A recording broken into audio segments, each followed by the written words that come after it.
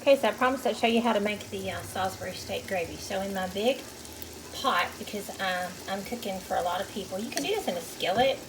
If you're just going to make like 3 or 4 little Salisbury steaks, but I have 10. So I've got to have enough room to make a really big pot of gravy because you want that gravy to cover the steaks and let the steaks finish cooking in here. So what I have in here is about a stick of butter, stick and a half of butter. I've got 1 large onion, and you want to cut it in big pieces, not small. And then I've got a box of, like a whole thing, a pound of fresh raw mushrooms. And then I also have a can of mushrooms and some salt and pepper. And that's what's going in this pot right here. So to this pot, in just a minute, I'm going to add some flour and make a roux, okay? Let that thicken up. I'm going to let that cook down. And then I'm going to add some milk to that, not water, but milk, because I want a creamy, silky gravy, okay? And then to that, I'm going to add, this is the secret for making your gravy brown without overcooking your roux.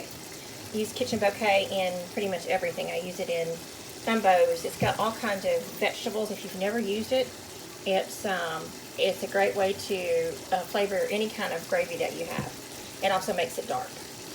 And then once I get the gravy all done, then I'm going to throw the Salisbury steaks back in here and let them cook on low and just get all happy, people. Okay?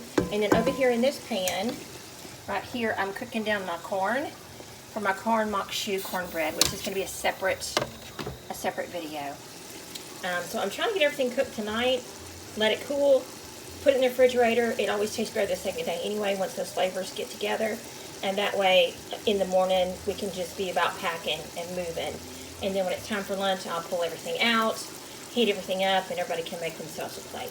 So when I'm finished with the final product of the Salisbury steak, I'll show you the final product before I put it in the refrigerator for tonight. And then when I finish when I'm making the cornbread mock choux, I'll do that video, okay?